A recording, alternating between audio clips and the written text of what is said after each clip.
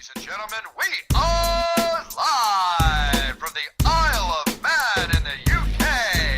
This is John and Mike's MMA Corner. Ladies and gentlemen, I am joined by Anna Elmose. Now, you're fighting on the 19th of November in Belfast against Amanda Cooper, but you're fighting at strawweight. Strawweight. You made your debut at bantamweight, down to strawweight. It's a big jump. 20 pounds. 20 pounds is a big jump when you think in the context of the weight class, 135 to 115. If I was a heavyweight and I was 265 pounds, well, 230 pounds going down to 205, that's not so much percentage. Obviously, we spoke off there, but on it, you're feeling good. Everything's clicking for you. You're enjoying your chicken and spinach. Just give everyone at home an idea of how the transition has been going from a bantamweight to a strawweight, because it gives people an idea of how hard you've been working as well. I've been working really hard on this. I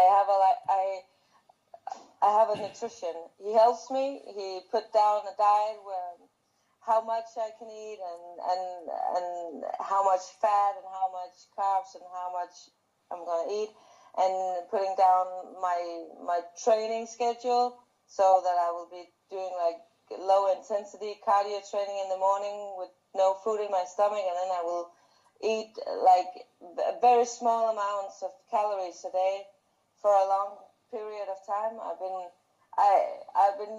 on a diet since I got home from Holland last time, because I already knew that I was too small in bantamweight, and I've been talking with my coach about it a lot, about like going down to the weight classes. I wanted to fight in flyweight. Yeah. But UFC doesn't have flyweight, so it's like, okay, you can either go fight in bantamweight and do good, or maybe we're gonna figure out that you're too small, and then then we gotta make a decision from there. And when I fought Jermaine Durandamy, and all respect to her, she's like the greatest striking fighter in history.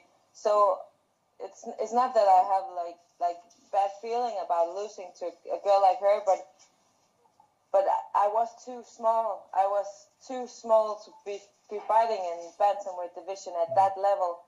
So the motivation to lose weight hasn't actually been there before I went into the cage with Jermaine Durandamy.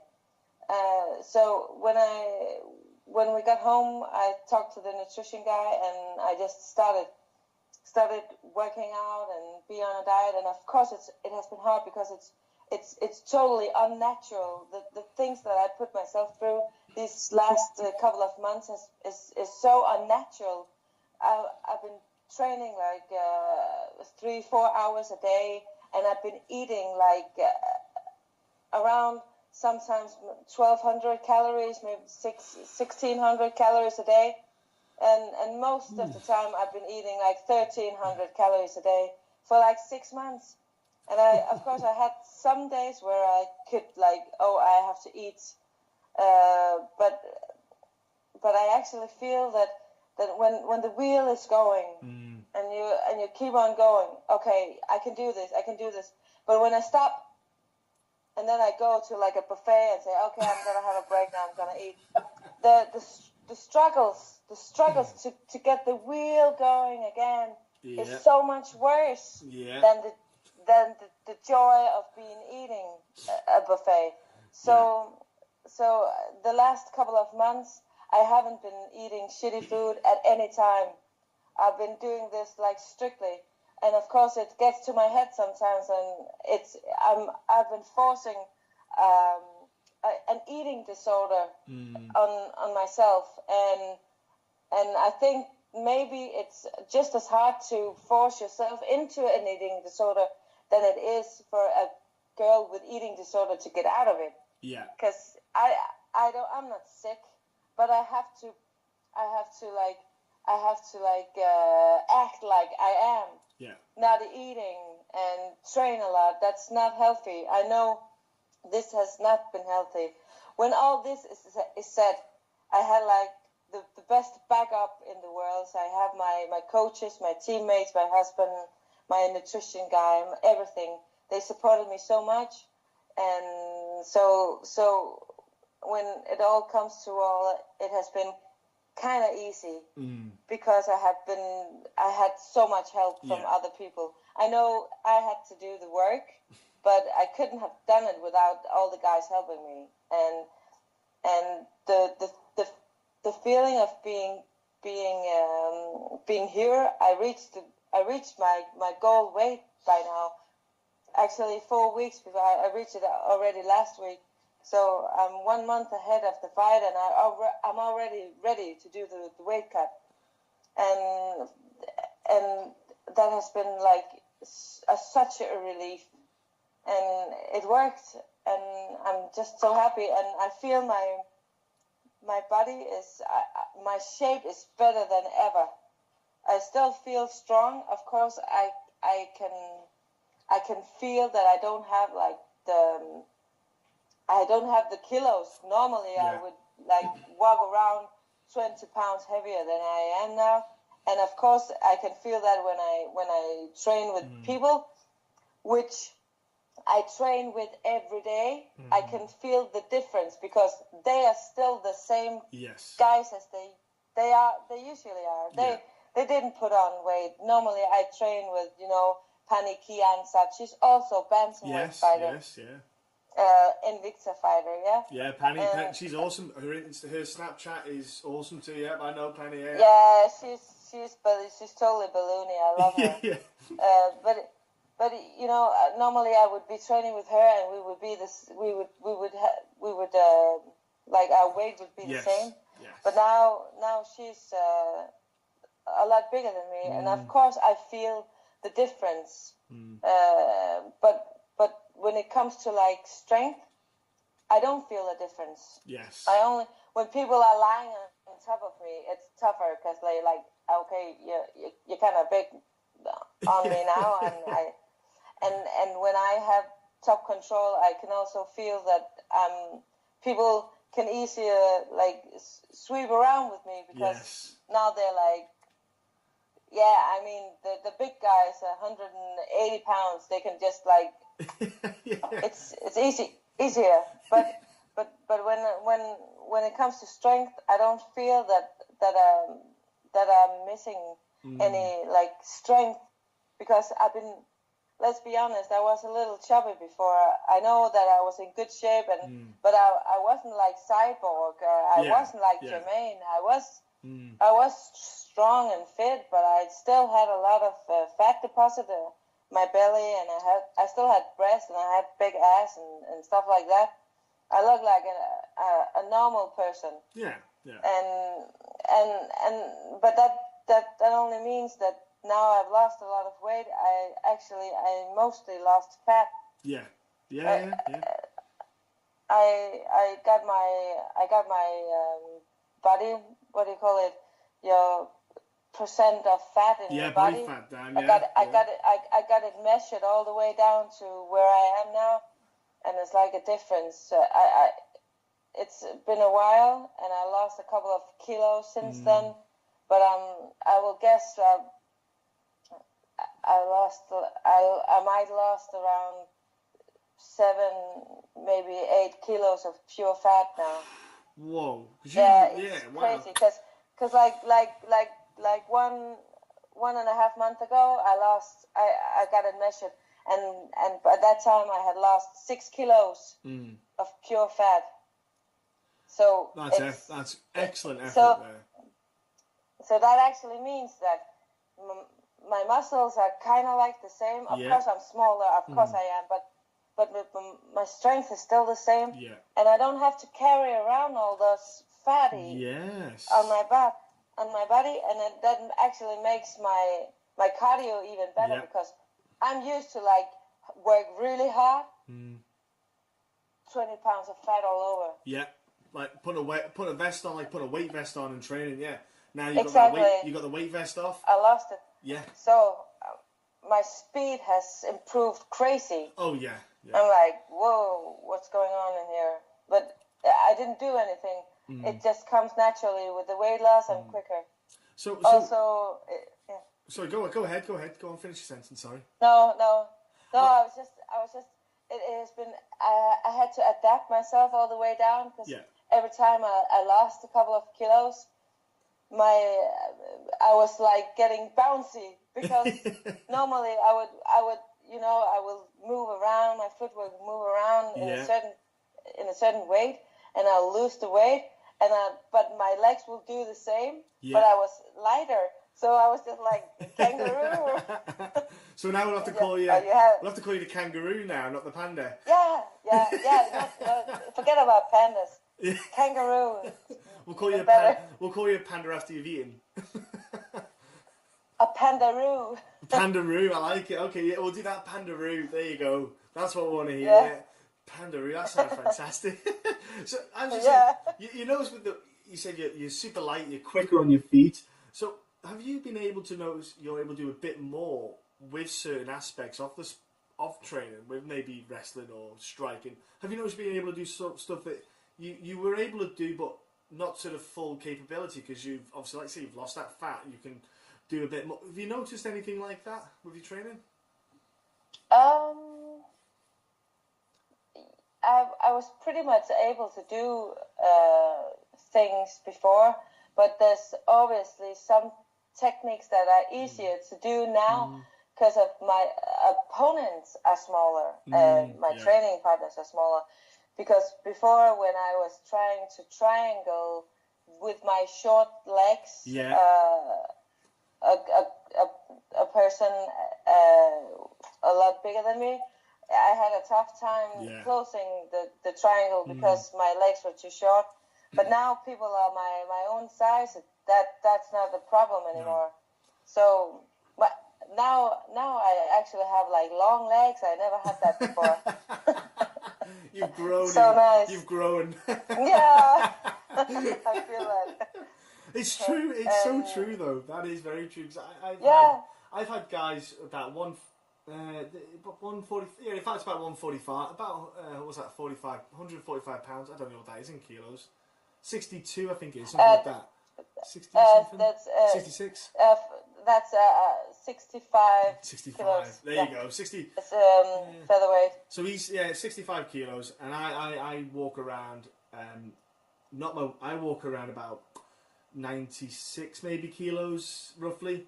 So when he tried to triangle me, the problem is, like you say, I would notice it with him on me because my shoulders were wider and broader, but then he would slap them on a guy a similar weight class, and when you watch him roll, and you think it does make a difference. So for you, it's almost like a confidence builder. You're like, oh, I can nail this. Right, okay, happy days. Bring them on. Get my guard, son. Come on, get my guard. Let's play. Exactly. Yeah.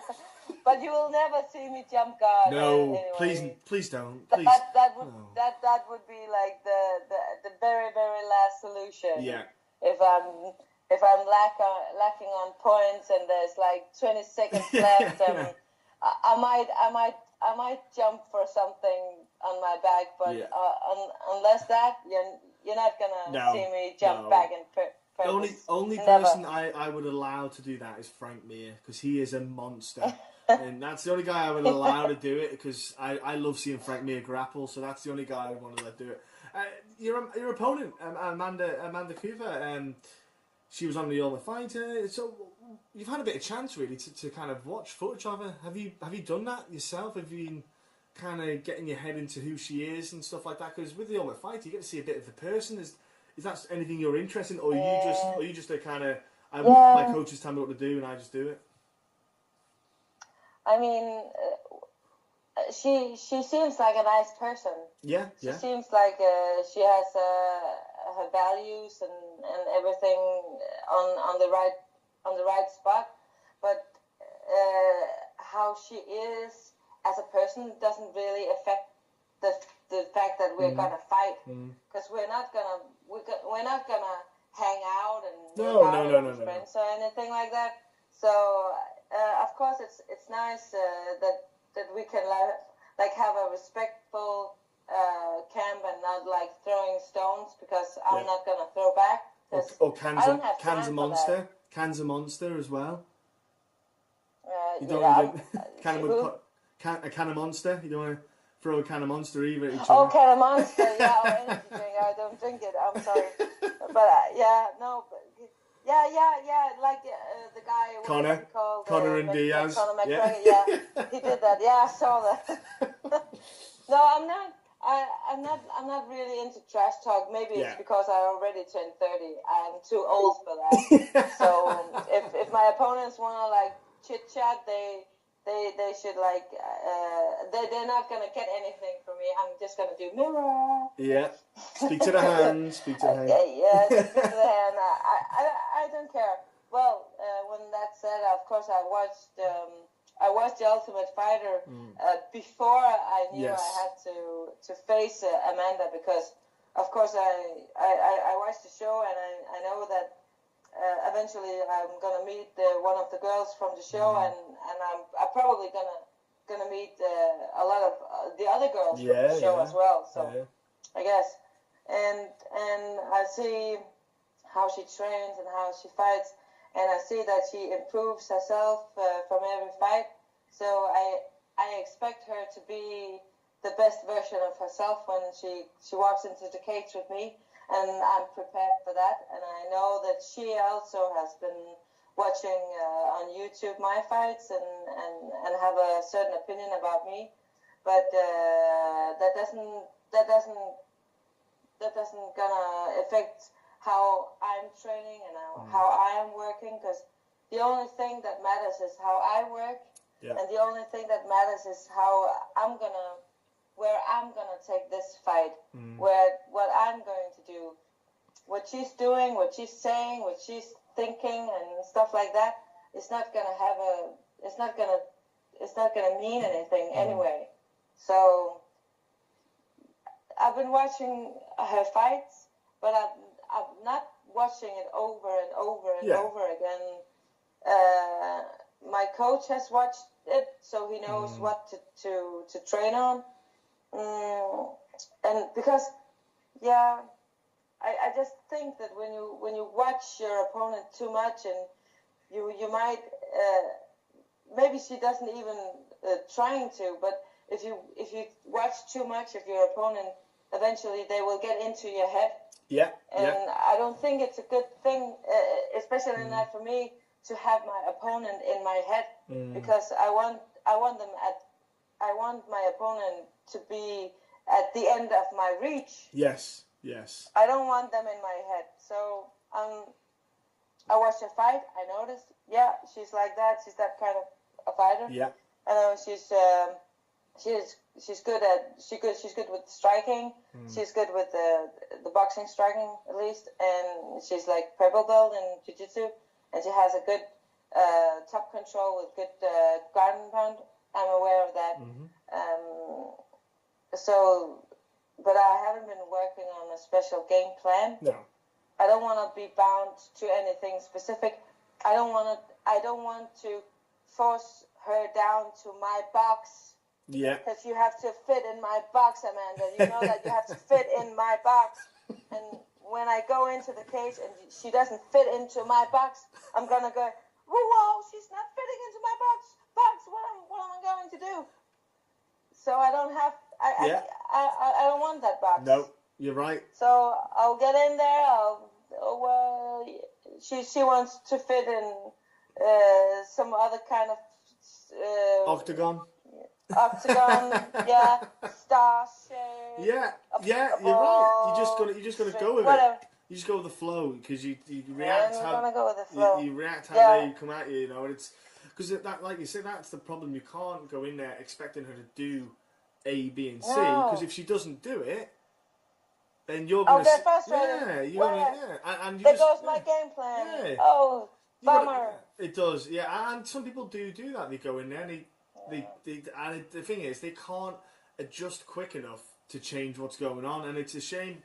But one thing I want to ask outside of the cage is, and it sounds silly, but in Denmark, how have you been received on, stepping into the octagon, the UFC status? Has there been a bit of a celebrity kind of status to yourself? Have you noticed a bit of attention more from the media at home? Obviously, I assume Denmark pretty much gets behind you support-wise. What's it like outside in that way?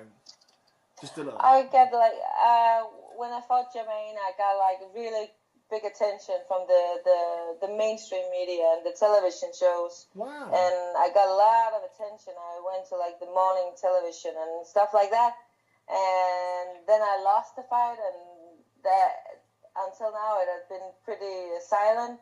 But there's the Danish national television. They made a documentary about my fight with Jermaine, and when I was saying that I'm gonna go down to strawweight, I'm gonna fight again soon. They wanted to wait to finish the documentary, and they're gonna follow me to Belfast, and it's gonna be a whole theme. It's gonna be like 2 hours shown on national TV, like the Women's Fighting Day in the March, and I think that's pretty huge. Yeah. And there's a lot of magazines who are writing about me, and also like the fighting magazines, television fighting. It's gonna be transmitted in Danish television as well. The fight is going to be transmitted in Danish television. So I think I got a lot of attention, but I didn't get that much attention towards this fight than the other one.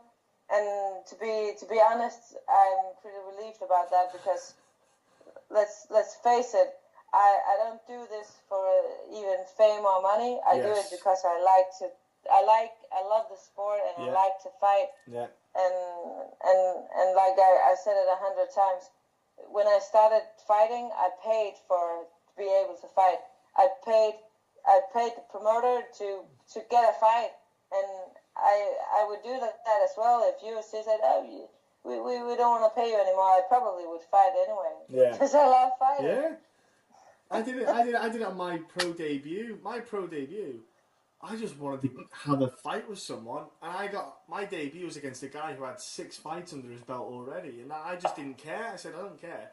I just said I paid for my own travel, my own hotel, everything. I didn't even expect to get paid, and I got paid at the end of it, just a small amount anyway. It wasn't big money. I didn't even care about it. I was just so much on a high that I was doing what I wanted to do. Exactly.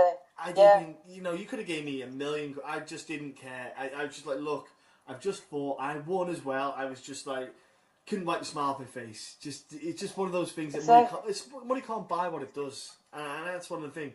But what I asked about that was, I'm happy to see though this interest from Denmark in the sport, and that is wonderful. That 2 hour that is. Like, we don't get that in the UK. UK don't even bother doing that. So that's fantastic. Like, honestly, Michael Bisping, UFC champion, he doesn't get a 2 hour documentary on doesn't happen. So look, that's fantastic. I like the fact that, because I wonder how other European countries look at MMA and how they vested interest. I know in France, with there's a lot of people trying to support getting the ban lifted in France, which it's ridiculous. But then again, some countries, look at New York, for example, they've only just legalised it there. We've got to accept that not everyone's not on the same level as everyone else, but it's beautiful to see, though, the interest. You must have... Yeah, we still lag a little behind of Sweden, for example, but our amateur federation is like 3 years old by now. Oh, nice. And they've been... and I think that I get a lot of attention from the mainstream media that makes a lot of people who are not doing MMA, and they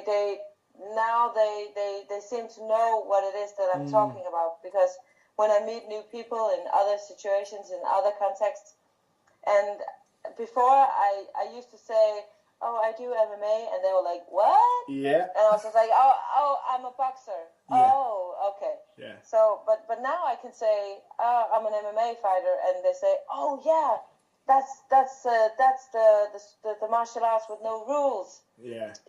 And I just say yes. Cool. But I just do absolutely no rules. I can yell all I want. I can poke them in the eye. Poke them in the eye and bite it. Yeah, I can do everything I want. That's the thing. I know exactly where you're coming from. It's one of them ones where you've just got to say yes. At least there's interest. it doesn't matter if they know it. They don't have to know everything about it. But the fact that it's starting to push that, that kind of level of interest in the general public, it's beautiful to see. And the thing is, it's only going to do good for Denmark. On the regional scene, you're going to have people now, probably in the past couple of years, like you say, the past 3 years, there'll be young people taking up the sport and learning who are just learning their craft still, and soon it'll explode. Sweden. I believe so. Sweden are ahead, and it's fine. When people are saying that, that's the sport with no rules, I say, the only rule is that you cannot do girly moves. Yeah, no hair pulling. And then they yeah. understand that. And of course, UFC have been throwing events in Sweden. Yeah. And my dream obviously is to bring UFC to Denmark. Yeah. That would be like the biggest dream of them all. Like you're allowed to dream. I always allow myself to dream the biggest dream that is possible, because if I put the level here, I might reach up to here. Mm-hmm. But if the goal is like the belt and UFC in Copenhagen, I might not get it, but then I will be here instead. Yes. And if my goal was here, I will get here. Yeah. So my goal is to fight for the belt in Copenhagen. That would be the goal. And there's nothing to say you can't do that. There is nothing out there to say you can't. All you have to do is a simple thing: is train hard, eat clean, obviously, and win. Yeah. That's it. It's just win. That's all you got to do. And it all starts 19th of November. Your journey into that strawweight title starts then. That's that's what it is. That's the thing. Your dream's there. It's starting, and it's beautiful. Easy peasy. Easy peasy. Yeah, exactly. No sweat. No sweat. No sweat. Only during the weight cut. Only during the weight cut. Yeah. I'm gonna sweat. There'll be a lot of towels. Look, it's going to be awesome. I'm going to be at the event. I can't wait. I know I've had the pleasure now of talking to yourself, so I'm looking forward to seeing you when I get there. Me too. It's going to be wonderful. I'll have a chat with you, but also I'll be meeting other fighters, and you know what? It's going to be a good atmosphere. I know it's going to be a good atmosphere. I know the handful of fighters that are there. It's going to be a feel good vibe. Before I let you get going, because I know you've got your hobby and you've got obviously stuff to get on with. I don't want to keep you all night. Can you let people at home know what your social media is, so they can give you a follow and give you some support if outside of Denmark, obviously? Yeah, that would be awesome. I have Instagram, and it's Anna_Elmose. Okay. And then I have a Facebook page, and it's Anna Panda Elmose. And on Twitter, I am Anna Elmose, I think. Yeah. I will put the link. This time, I believe I'm the only Anna Panda Elmose in the world. Well, it'll be Pandaroo soon, so. The Pandaroo, Anna Pandaroo Elmose. I don't know how to change it on social media though. I think we'll figure it out. But look, I will put the links. I also have Snapchat, but I really stink at it. But I try. I have Snapchat, Instagram, Facebook. What was the last one? Twitter. I got Twitter. Yeah. Twitter's the good one to use. You see, Twitter and Facebook. You can link Facebook and Twitter up. I already did that. Good girl. So look at that. I have the Instagram. Yes. And when I post on Instagram, they post on Twitter. And they post on Facebook, and I'm like, nails it. I got this covered. Yes, it's the best way to do it. I was going to say, I will put the link in below, ladies and gentlemen, for all of these, so you can jump in and click it as well, so it saves you all time looking for it. Of course, I see the little symbol there. You've got Reebok, who kit you out. Have you got any other sponsors back home that help you out, like a chiropractor, people like that, anything like that helping you? I have my nutrition guy, Martin Kreuzer. He helps other people to get fit, so he is definitely great support. And then I get a little boxing equipment from Torben Keller. But actually, I'm free to get new sponsors. I'm not signed up with anybody. Yeah. It's just like we help each other out. I don't have any sponsors. the only sponsor I've got, like a real sponsor, is actually Reebok. Nice. So Okay. if you're welcome to contact me if you think that we could do something. Yeah. If so you sell can put that on vegetables, my- yeah. If you're a farmer and you sell vegetables, you'll be up for that, Anna, won't you? You know? Oh, that would be so great. Or like vitamins Yeah. factory. That would be awesome. And last but not least, can you mention your gym and where your gym is at? Because if people are in the area and they listen to this and they want to train MMA and they maybe not want to compete, just want to keep fit, where can they go? Or just go for a visit, for a Yeah. one-time training. Yeah. Everyone is welcome in Rumble Sports, Copenhagen, Denmark, and we have our gym at the train station at Flintholm. So very, very easy to get there by metro or by the S train. Easy. Flintholm Metro, Rumble Sports, Copenhagen. Wonderful. And I'm happy to see everyone there for training. And what about your coaches, training partners, and obviously your husband? You can always give a mention to him, but people that have helped you out support-wise, you want. But it's easy. It's easy because I actually married my coach. That is very easy. 2 birds, 1 stone. I like it. I like it. Yeah. And his name is actually Tu. So his name is Tu Trenka. He's also Nicolas Dalby and Damir Hatzovic and Pani Kiansat's trainer. Damir Hadzovic, by the way, sorry to interrupt, Damir Hadzovic is a beast, absolute monster.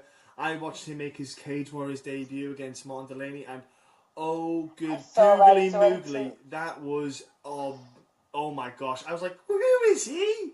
Who is that man? He's a monster. Yeah, he is. I'm such a huge fan of him. I'm a huge fan of everyone.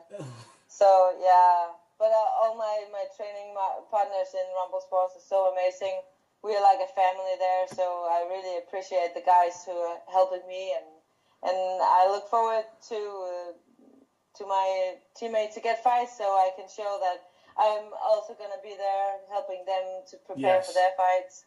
Yes. Well, we help each other out. Yeah, I can't wait to get Damir back in. I like watching that dude fight. He's just a beast, absolute beast, honestly. Yeah, unfortunately, the event in the Philippines was cancelled. Yeah, I know, because I thought they were going to rearrange everyone onto later cards in the year, so they might still be doing it. I know he hasn't been added to anything. I was sitting there thinking, okay, cool, they might stick him on. I thought they might have stuck him on the Belfast card, but they didn't. Because I was like, it would have made sense, but they didn't. Yeah, it would, but yeah. It happens. I can't wait to see him fight as well. And also Nicolas Dalby, he's also gonna fight one more time. Yeah. Next time, I look really forward to watch him in action. Yeah, the former Cage Warriors flyweight,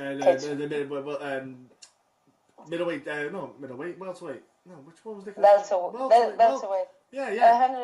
170 welterweight champion. Sorry, it was Jack Manson was the middleweight champ, and Nicolas Dalby was the welterweight champ. And they both got signed up. You see, I'm getting mixed up here, but Nicolas. Yeah, he made that guy do the no-bone dance, the no-bone dance, like with the head kick. I saw that fight. Yeah. What's his name? He is badass. I can't remember. Yeah, he's Nicolas badass. Yeah. Like, I love Nicolas Dalby. He's fun dude. He's a fun dude. That's the thing about Nicolas. He's a fun character. You got some good characters in life. You see, and he's one of them. I want to say to you, I want to try it. Give me a break on this one, okay? Held Oglet or Liat, is it? Held Oglet? I'm trying to say good luck, but I'm not sure if I'm saying it right. Oh, held og lykke. Held og lykke. Yay! There you Thank go. You. There we go. There we go. Awesome. It looks way different than it sounds. There you go. I thought I would put that on there, but look, honestly. Thank you so much for your time, and it's been a pleasure and a joy speaking to you.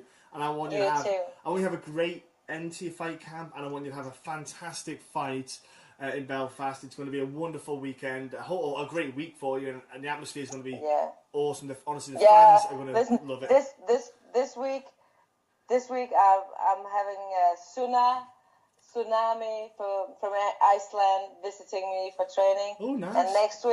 And next week I'm going to have like two amateur world champions, Gabriella Ringblom and Cornelia Holm from Sweden, to join my camp. I've had Cornelia on. I know Cornelia. I've had her on here before. I had her on when she was fighting in the UK in BCMA. I've had her on. She's a lovely girl, top girl. Yeah, she's awesome. So I'm very privileged to be training with such skilled, great girls from the north. So yeah.